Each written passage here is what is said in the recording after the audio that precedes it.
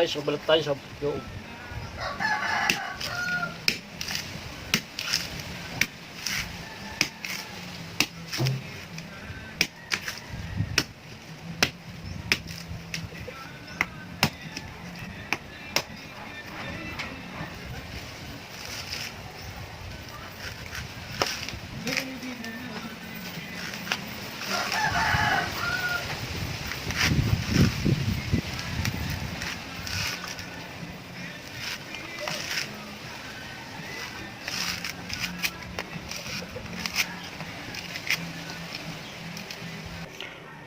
Hello guys, welcome back to my YouTube channel for today next video guys. Ayan.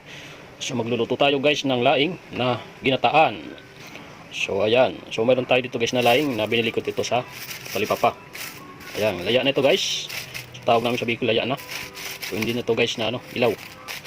So mayroon tayo dito guys na dilis. Ayan. Yan po guys nihalo ko sa ginataan. Tapos mayroon tayo dito ng kaning baboy. Ayan. Manit lang ito guys. So, mayroon pa tayo dito ng sibuyas saka luya guys. Yan. So, mayroon tayo dito ng lunyog. Yan.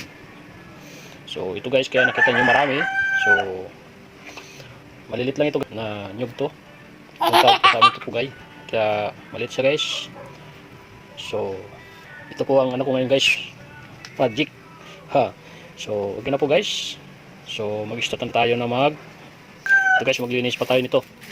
So, tingnan natin kung ano nandyan sa loob na yan. Malay mo kung mayroong mga insekto. So, maglinis pa tayo dyan. So, saka islas ko pa dyan, na maliit guys. So, ito, kukudkudong ko na ito. Katapos nito, sa pag-slice. So, ugasan ko pa ito guys. Para siya, na malinis. Tapos, pag naugas na, sunod, ito na kukudkurin ko na ito, itong nyog nito. So, mano-mano guys, pag kukudkud ko nito. So, yun na po. So let's go. Ayan dito guys, paglilinis. Tingnan natin kung mayroon insekto guys.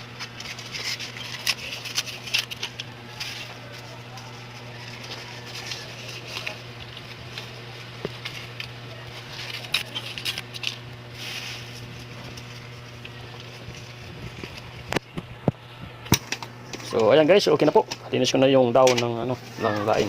So ito guys, anong resulta? Ayan. Yung nakahalo dito. Ayan. Mga daon ng mga kahoy, saka daon ng mga damo guys. Saka mayroon po dito ng uod, saka balayibo ng hayop. So kailangan po dapat guys, pag ganito ng daon na laing na bibili sa mga sa mga market, dapat kailangan po linisin guys na pa isa-isa. So kung hindi niyo malinis ganito guys, makukuha niyo mga daon kung anong klase nakikita niyo dyan sa loob na guys.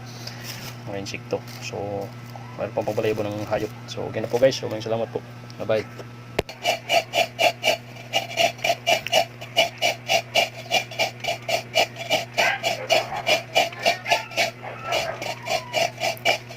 So ito guys. So ugasan natin itong yung daon ng laing guys.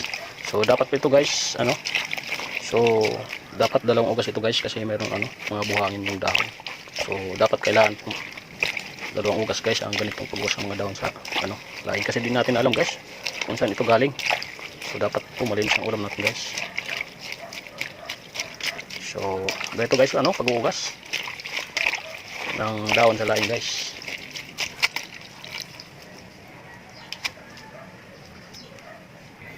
So okay na guys, yung pipigayan na tayo ito kata yung nyog. Ganito guys kung pipiga.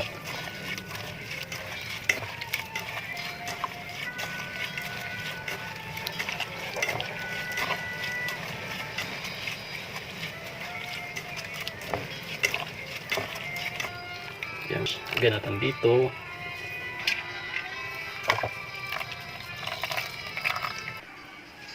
Ayan guys, lagay natin itong sangkap dito sa gata.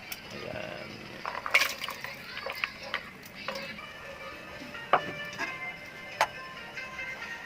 Saka yung kaning baboy guys, lagay natin dito sa gata. Ayan. Lugaban natin guys.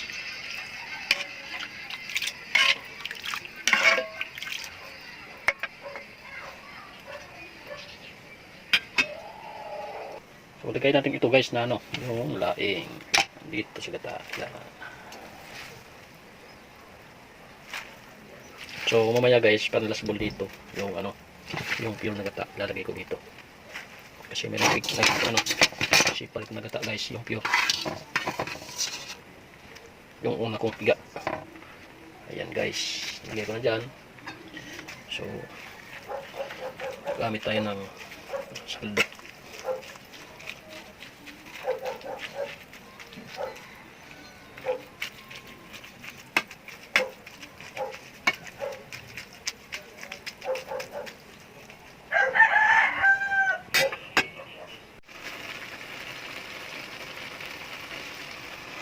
Bigyan natin ito guys na itong pure na gata.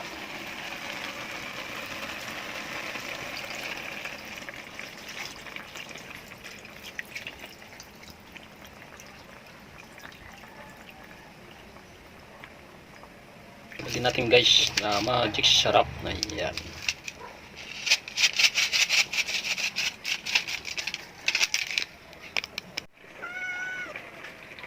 So lagyan natin ito guys yung tuyo dito sa gulay natin. Okay guys. So lagyan natin guys ng suka. Ayan. So ito guys lagayan ko. Silabas ko nito sa tuyo. Pero ang laman nito suka guys.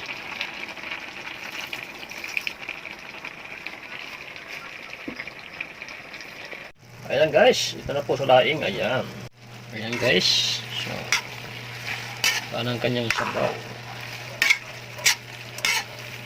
Ayan guys, tuyo na sa siya. So, okay na po guys, luto na. Wow! Tayo guys.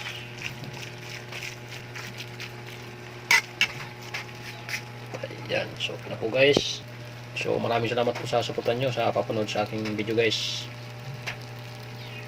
Simula sa unang pagluto hanggang pagtapos guys. Maraming salamat po sa suportan nyo. God bless.